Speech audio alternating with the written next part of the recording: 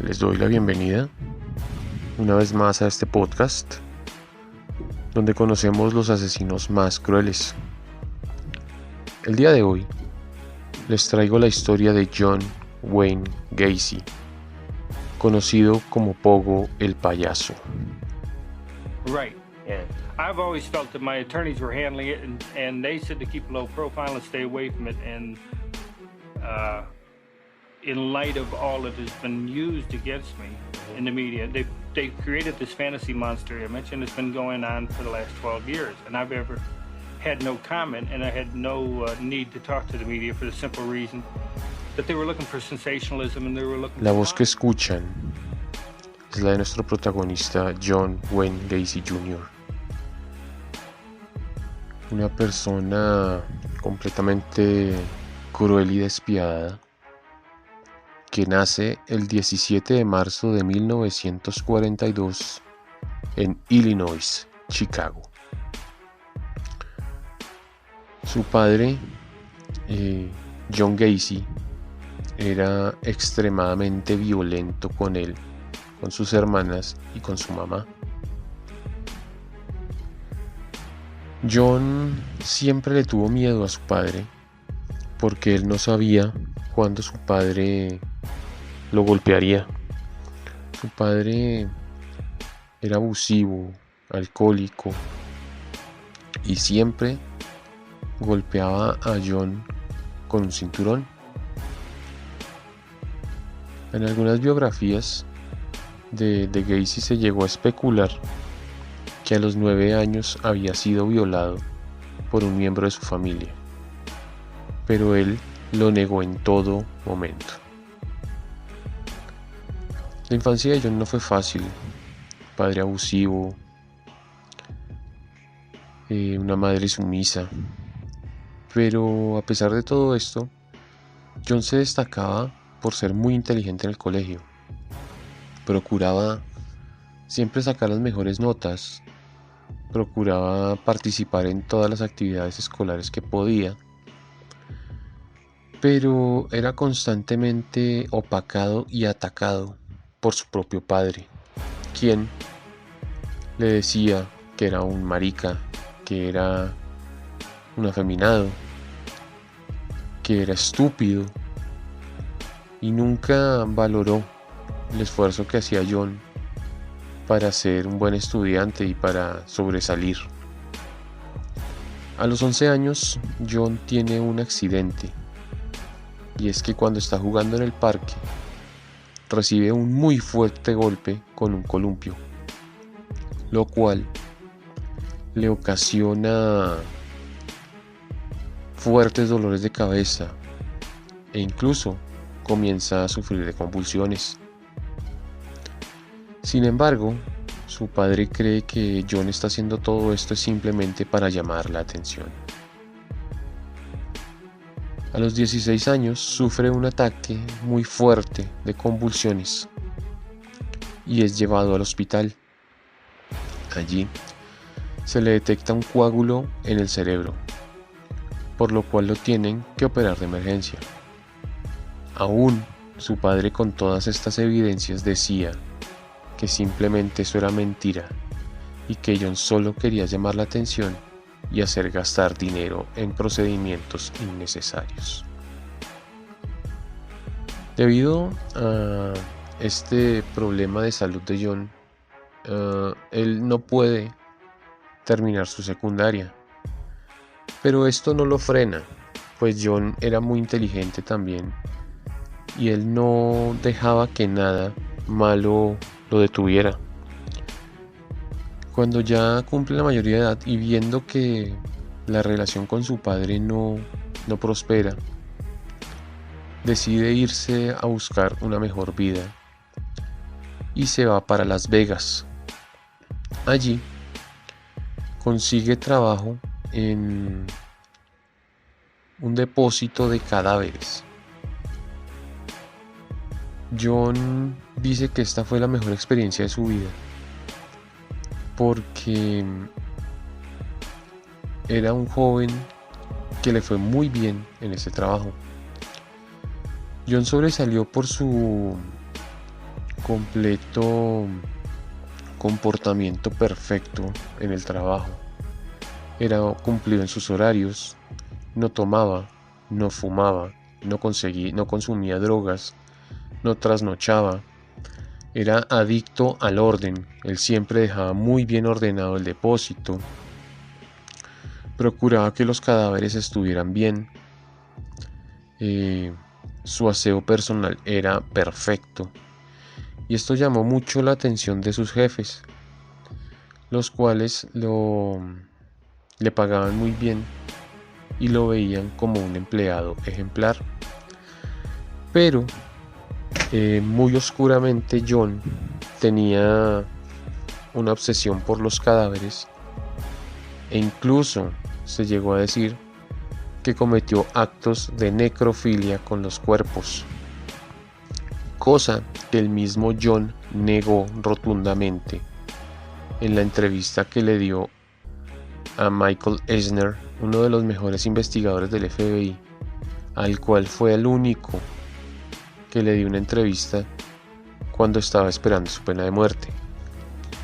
Él niega que haya tenido actos de necrofilia y de hecho él dice que ese trabajo fue el mejor trabajo que tuvo porque en cierta forma la muerte a él le daba mucha tranquilidad y el manejar cuerpos le hacía sentir muy tranquilo y muy a gusto en su empleo. Con este trabajo, John logra pagarse la escuela y se gradúa.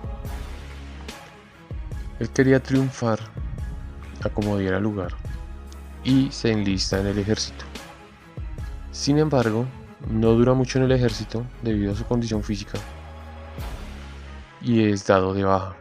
Pero él presumía de haber ido a la guerra de Corea, cosa completamente falsa. Él presumía cosas que no había hecho. Era un mentiroso compulsivo, era cleptómano y se frustraba mucho cuando no le salían bien las cosas.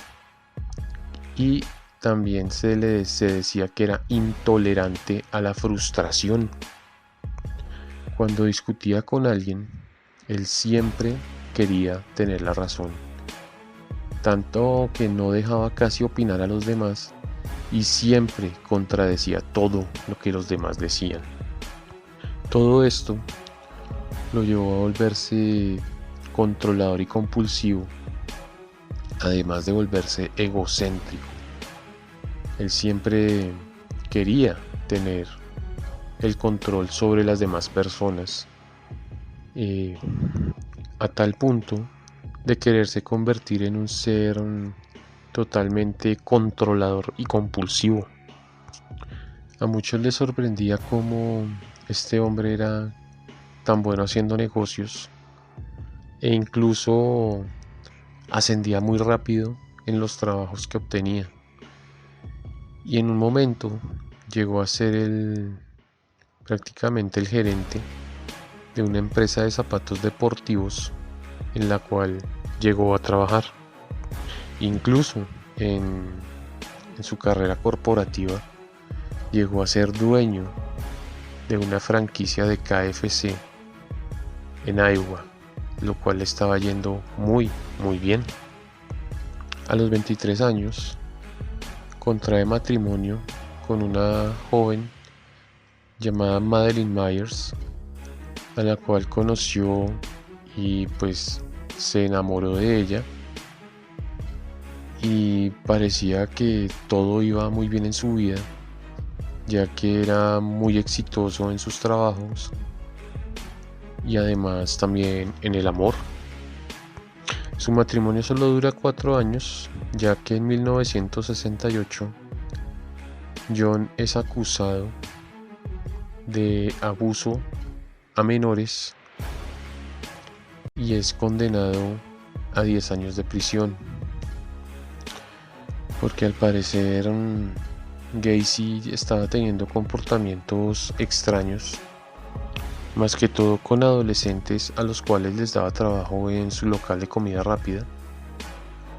A algunos jóvenes los invitaba a su casa a consumir alcohol y a ver películas de tono pornográfico, y luego los accedía carnalmente.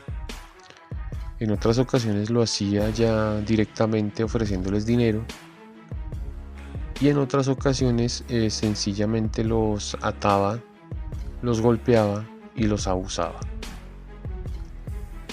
John en ese momento era candidato para ser el presidente de la Cámara de Comercio, y él sabía que debía ir con cuidado, pues todo se sabe, y él quería guardar las apariencias para que todo le saliera bien. Pero él tenía un problema, y era que tenía desenfreno sexual alborotadísimo.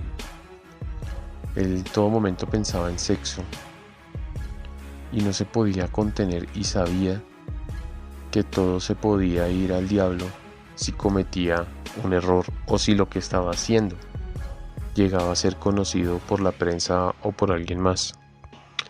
Un joven llegó a acusarlo de haberlo amenazado con un arma de fuego y obligarlo a jugar a la ruleta rusa. Y también otro joven lo acusa de haberlo mandado a golpear para que no dijera nada de lo que estaba haciendo, para no perder su candidatura. Todo esto, todas estas denuncias lo llevaron a la prisión. Su esposa, al ver esto y al saber las denuncias, corrobora algunas sospechas que ella había tenido, ya que ella veía cómo John veía a los jóvenes trabajadores de su local, cómo les hacía algunas insinuaciones, y al darse cuenta de todo esto y al saber las denuncias, decide separarse de inmediato del padre de sus hijos.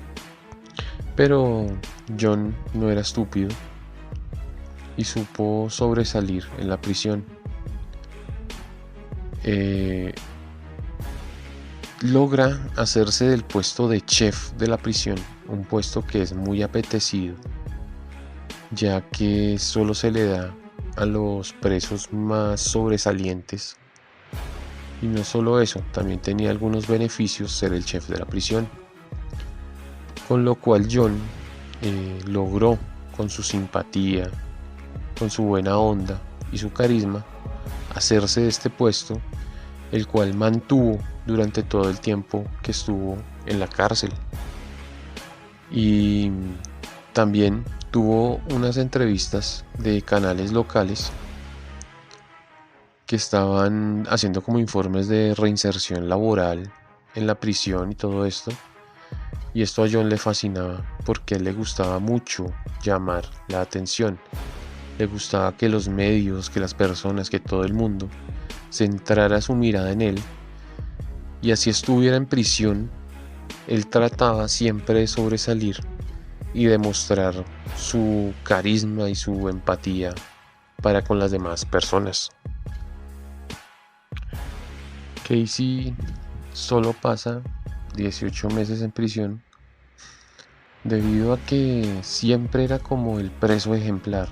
Su comportamiento era intachable, estudiaba, trabajaba y era muy buena gente con todo el mundo, con los guardias, con los presos.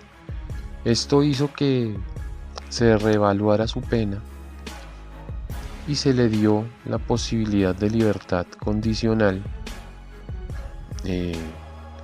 vigilada. Él decide que quiere regresar a Illinois a rehacer su vida, y él quiere demostrar que puede ser una buena persona y que los errores que cometió fueron eso, solo errores, y quería dejarlos en el pasado. Gacy siempre demostró un odio hacia los homosexuales. Él odiaba a los homosexuales, pues su padre también los odiaba y él quería pues ser como su padre, no soportaba esta clase de comportamientos en los hombres, pero muy dentro de sí mismo él sabía que sí le atraían los hombres.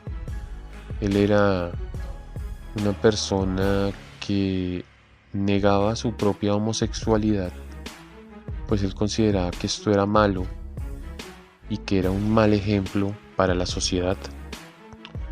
Compra su propia casa en 1971 y allí pone su oficina, una oficina de construcción, pues él quería tener su propio negocio, poder salir adelante de una manera honrada y de una manera pues buena, ya que la construcción era un muy buen trabajo en esa época. Comenzó a sobresalir entre sus vecinos como una persona amable, cordial,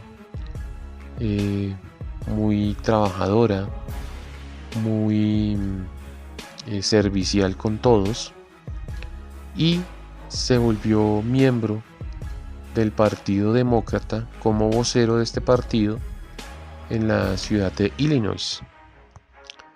También él crea un alter ego llamado Pogo el Payaso, el cual lo usaba para ir a hospitales a visitar niños enfermos. También iba a fiestas de vecinos y de amigos a animarlas, y también les llevaba globos, dulces, juguetes. Era pues un payaso muy normal, muy amigable y muy alegre. Gacy quería demostrar que sí era una buena persona, era bastante servicial, buen vecino, buen amigo. Se vuelve a casar por segunda vez, tiene 2 hijas, tiene una empresa próspera que le da mucho dinero y también sigue en constante activismo político del Partido Demócrata. En pocas palabras, John Wayne Gacy era un ciudadano ejemplar, o eso era lo que se creía de él. Es entonces que vuelve su furor, su fiera interna por adolescentes, por jóvenes, por hombres jóvenes, y es mediante su empresa que queda en su casa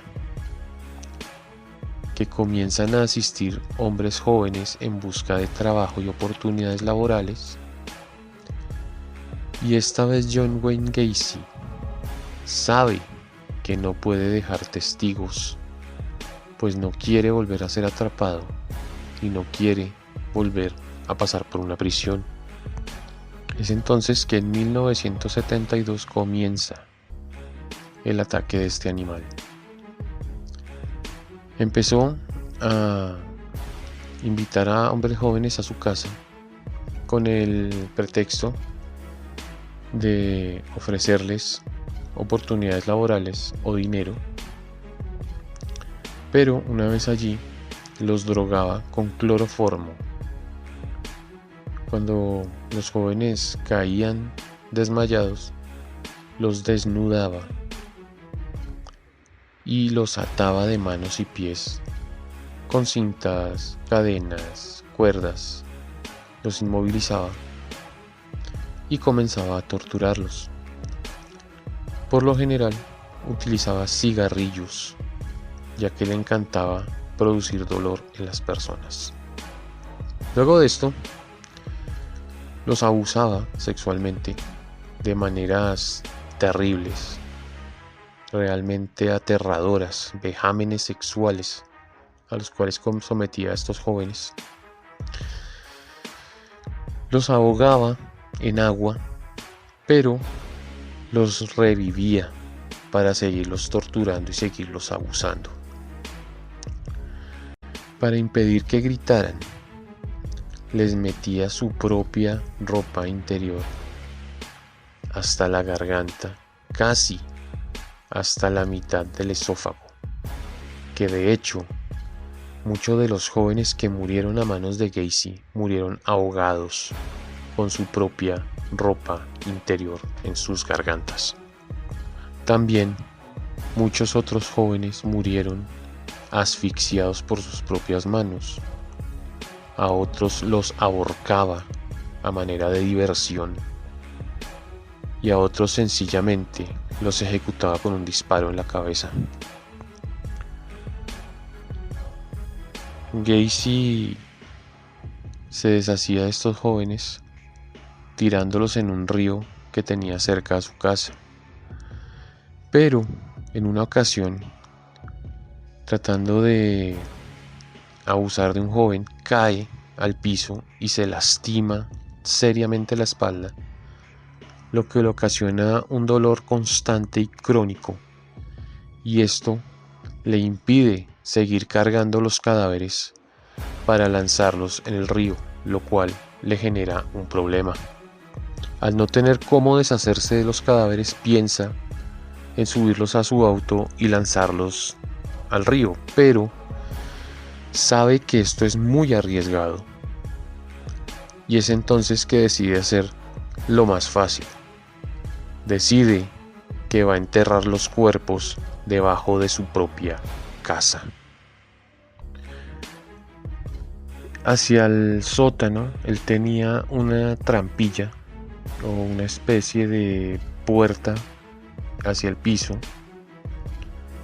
en la cual daba acceso a algunas instalaciones de la casa, y él aprovecha esta trampilla, por así decirlo, y allí botaba los cadáveres, los metía en bolsas con cal viva y allí los enterraba para evitar el olor. También los cubría con cemento, se hacía los huecos y cubría con cemento estos cuerpos. La casa era bastante grande, casi que tenía 2 propiedades en una sola, y su esposa vivía en otra parte de la casa con él. O sea, donde él enterraba los cuerpos era como una especie de casa auxiliar o casa de huéspedes que llamamos, y él allí enterraba los cadáveres, y su esposa nunca se enteró de lo que John Wayne Gacy hacía en la otra propiedad. Para evitar sospechas, Gacy hacía fiestas constantes en su casa. Se reunía con sus vecinos, los invitaba a almorzar o a alguna reunión, y el olor empezaba a ser un problema.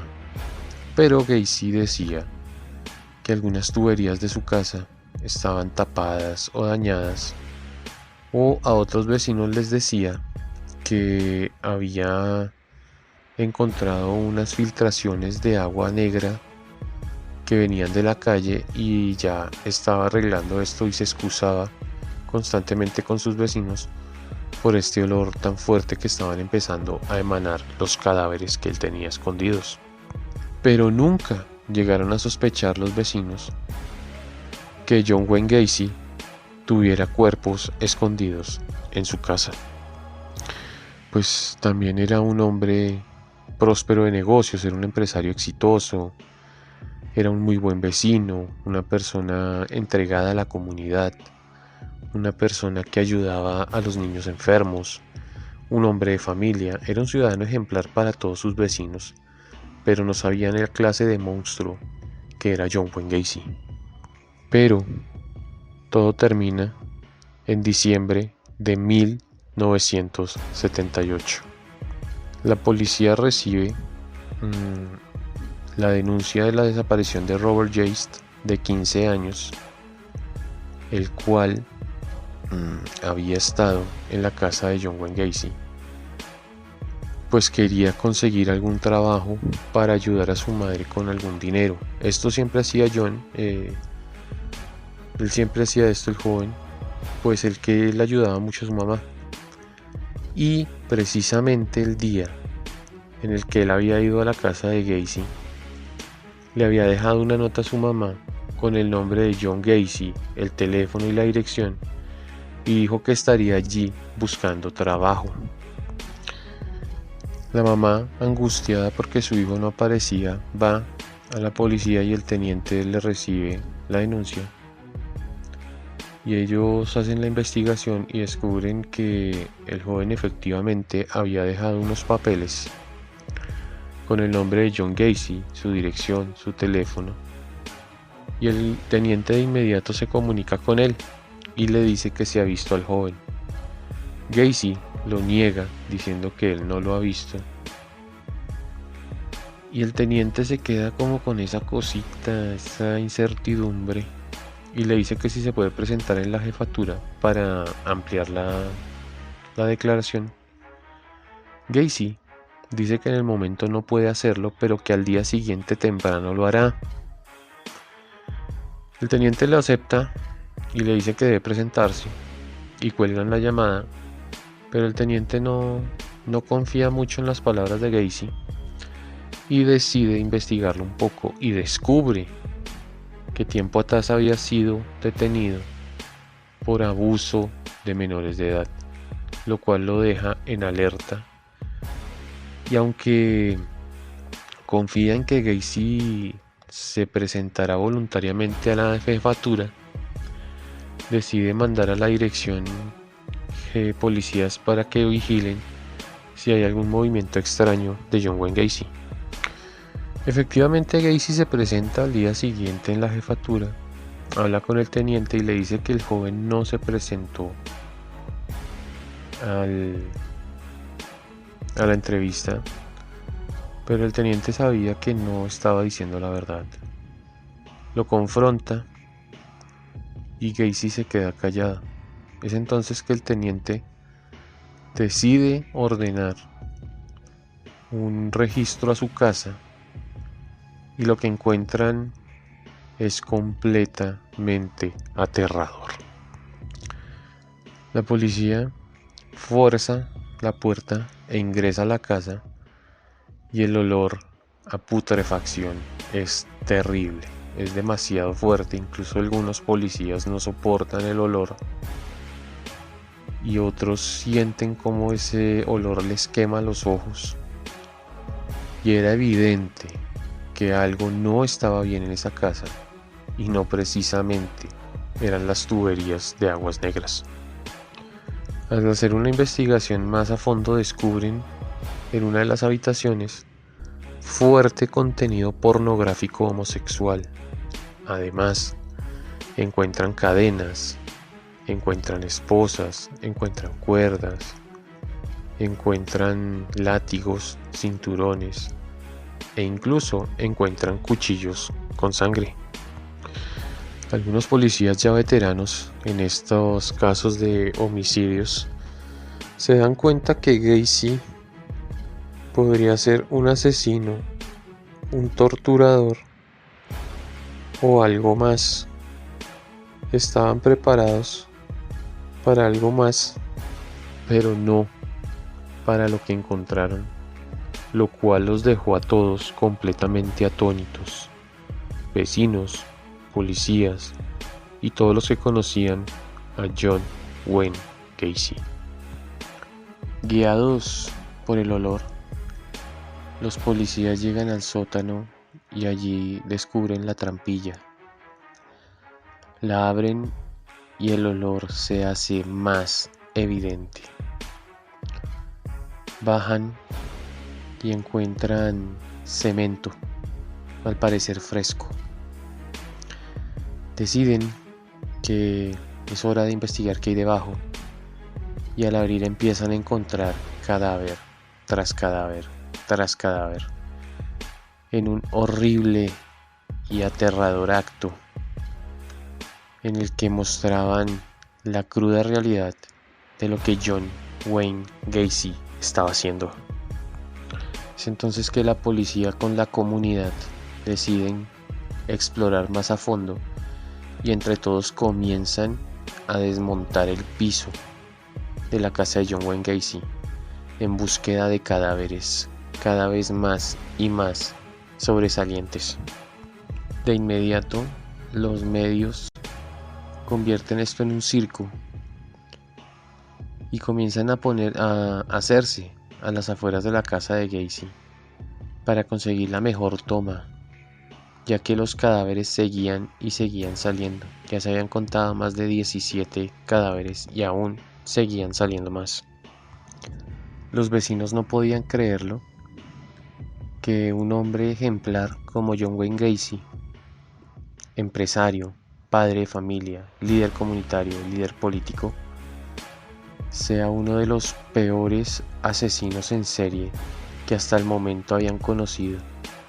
Todos estaban consternados, pues todos habían compartido con Gacy algo, una comida, una charla, un consejo. Todos estaban completamente atónitos por lo que estaban viendo y por lo que estaba pasando en este momento. Luego de destruir casi que totalmente la casa, encontraron un total de 28 cadáveres enterrados bajo la casa, y la policía sospechaba que podrían haber muchos más. La policía encontró 5 cadáveres más en el río, ya que Gacy confesó haberlos tirado allí luego de asesinarlos, y se le contaron un total de 33 víctimas confirmadas a John Wayne Gacy. Fue entonces que los medios empezaron a publicar la historia, y asimismo también se comenzó a filtrar la foto de John Wayne Gacy disfrazado de Pogo el payaso, al cual lo apodaron como el payaso asesino. Gacy estaba completamente abatido y consternado por toda la evidencia que tenían contra él, y él sabía muy bien que sería condenado a muerte. De hecho, cuando la policía lo trasladaba a los interrogatorios y a la prisión, Gacy se veía completamente abatido, con la cabeza gacha y cubriéndose con un gorro su rostro, y siempre caminaba detrás de la policía para no llamar la atención. El hombre que estaba acostumbrado a que todo el mundo lo mirara, ahora quería esconderse por lo cobarde y miserable que se sentía, porque no pudo hacer sus crímenes de una manera perfecta. Pero todo cambia cuando comienza su juicio, pues empieza a portar de una manera fantasiosa, se comienza a portar de una manera soberbia y siempre riéndose de todos, de la policía, de las familias de las víctimas, de los jurados.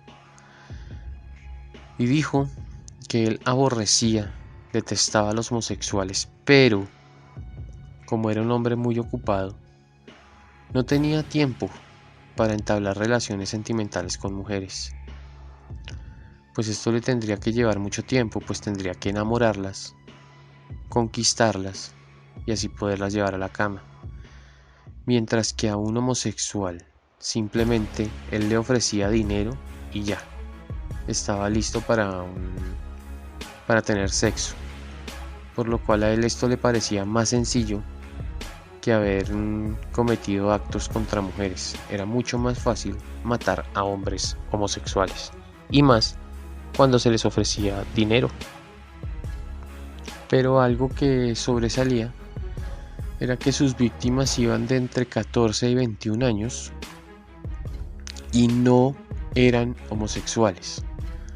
Gacy las difamaba para él como que justificar lo que estaba haciendo y lo que había hecho con estos jóvenes, burlándose prácticamente de ellos y de su honra.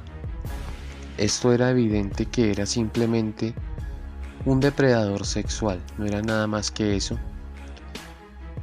y que también estaba escondiendo su homosexualidad innata, y sacaba toda esta frustración y toda esta rabia atacando de maneras horrorosas y horribles a estos pobres jóvenes que cayeron en manos de este asesino depredador. Se le hicieron muchos estudios psicológicos y no se determinó si estaba mal, si estaba loco, si estaba nada, pero sí se logró determinar que la manera tan cruel en la que mataba a sus víctimas era simplemente como demostrar su poder de decidir cómo acabar con la vida de una persona, más si ésta era homosexual, ya que según él las aborrecía y quería acabarlas de las maneras más terribles posibles. El jurado comenzó a tener antipatía ante John Wayne Gacy y simplemente era un monstruo despiadado que ni siquiera él mismo sabía que lo era. El abogado defensor de Gacy trató de decir que este sufría de demencia temporal por su rabia homosexual y que simplemente los jóvenes habían muerto en una asfixia erótica, una asfixia que se había salido de control en un juego sexual y que no era la intención de su cliente matarlos, ¿sí?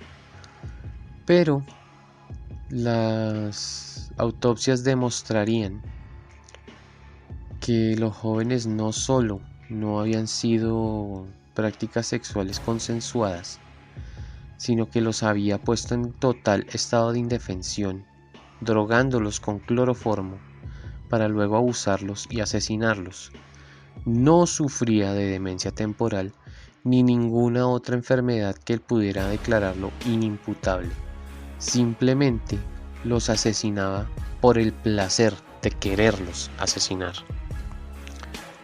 Curiosamente, antes de terminar el juicio, dos jóvenes que vivían en la casa de Gacy temporalmente, ya que éste les había pagado para que lo ayudaran a hacer una fosa lo suficientemente amplia bajo su casa, con el pretexto de que estaba buscando una filtración de agua.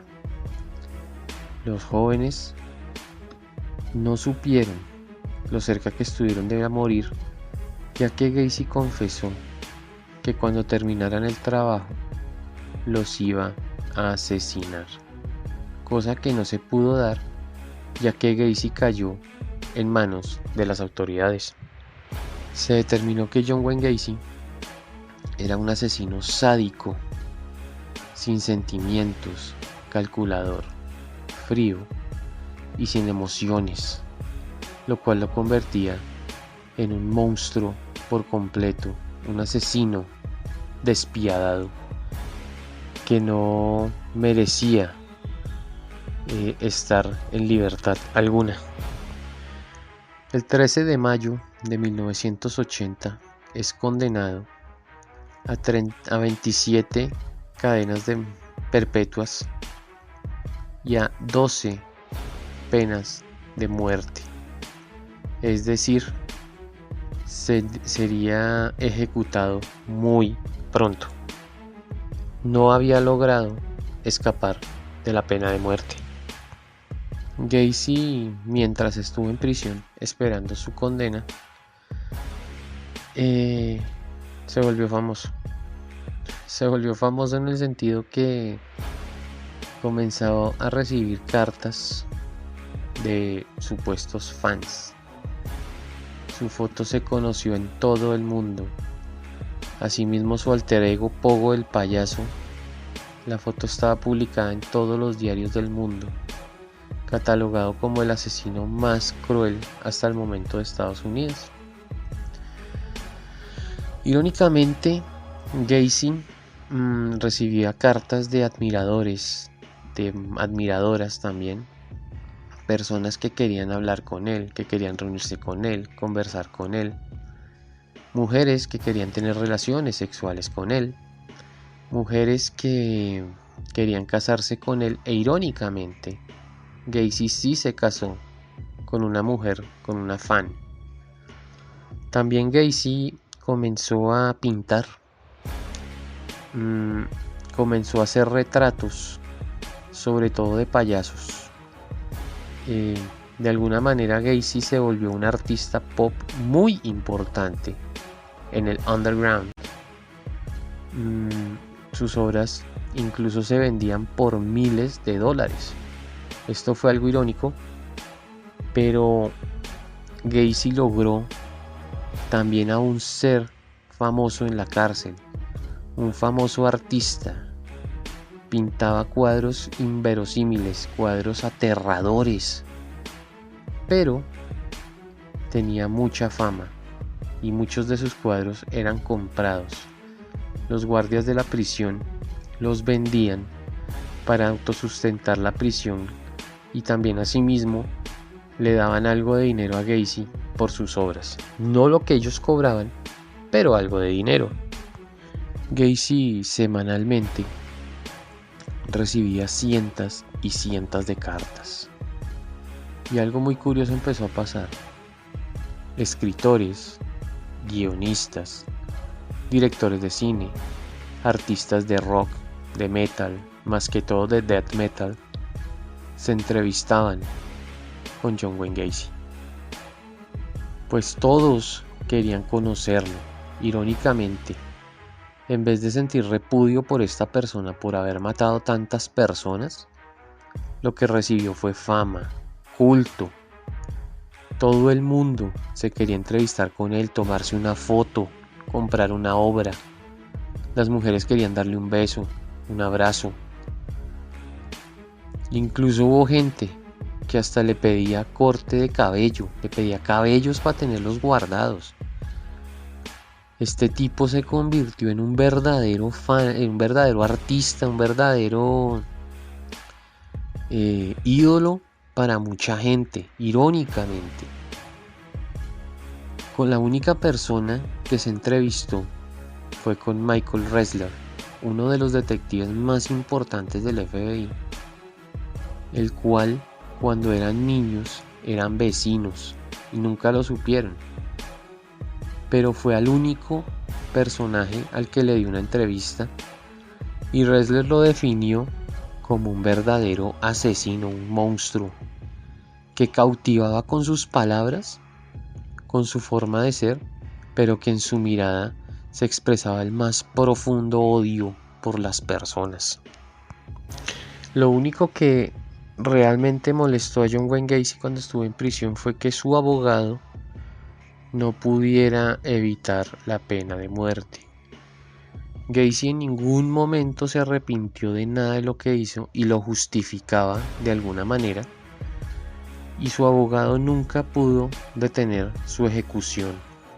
De hecho, en algo irónico, le invitó al detective Ressler a su ejecución, ya que se sentía supremamente poderoso frente a él, pero Ressler rechazó esta invitación. El 10 de mayo de 1994, 14 años después de su condena, fue ejecutado mediante inyección letal.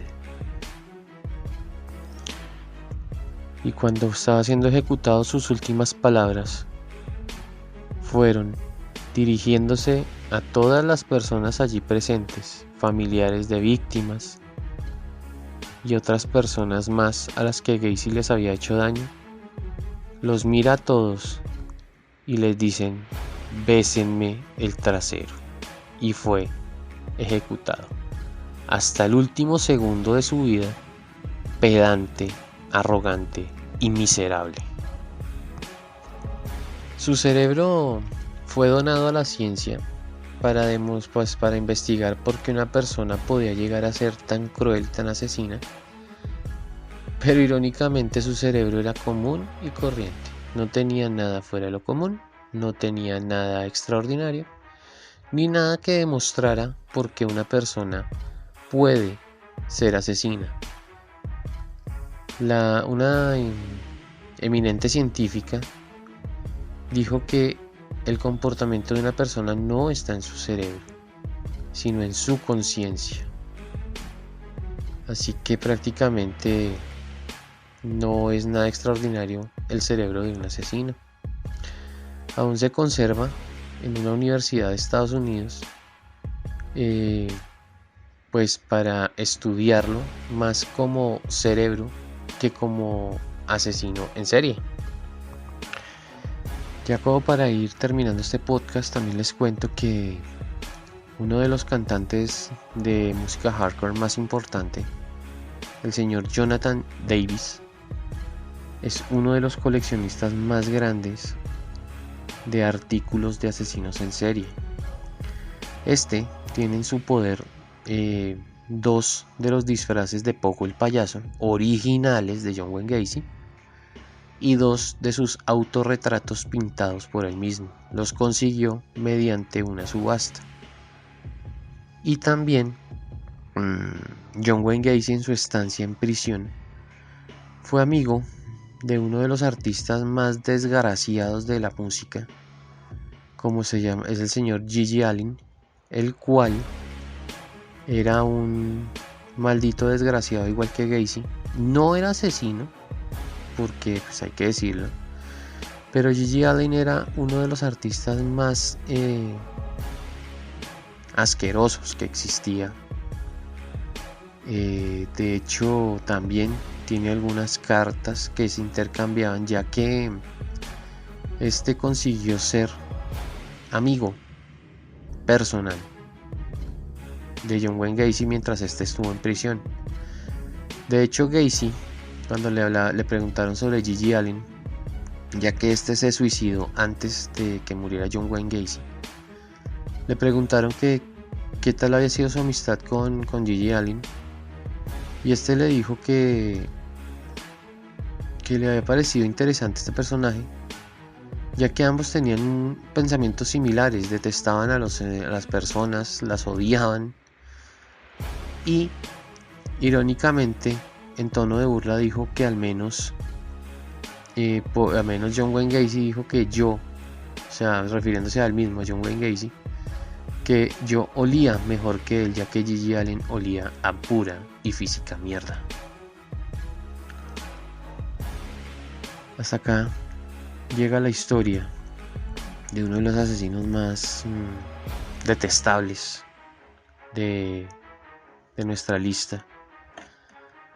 Más detestable que Ted Bundy, más detestable que Ed Gein, que Charles Manson y que todos los que hemos hablado. John Wayne Gacy pasa a la historia por ser una de las personas más frías, desgraciadas, pero lo irónico, más conocidos debido a que se volvió toda una celebridad cuando estuvo en prisión. Hasta acá llega la historia de Pogo el payaso, John Wayne Gacy. Si les gustan estas historias, los invito a que me sigan en YouTube como Hernán Parra Podcast, en Spotify como Hernán Parra, y busquen mis podcasts, y ahí los encontrarán todos. Asimismo, los invito a que se unan a la página de Facebook Hernán Parra Podcast.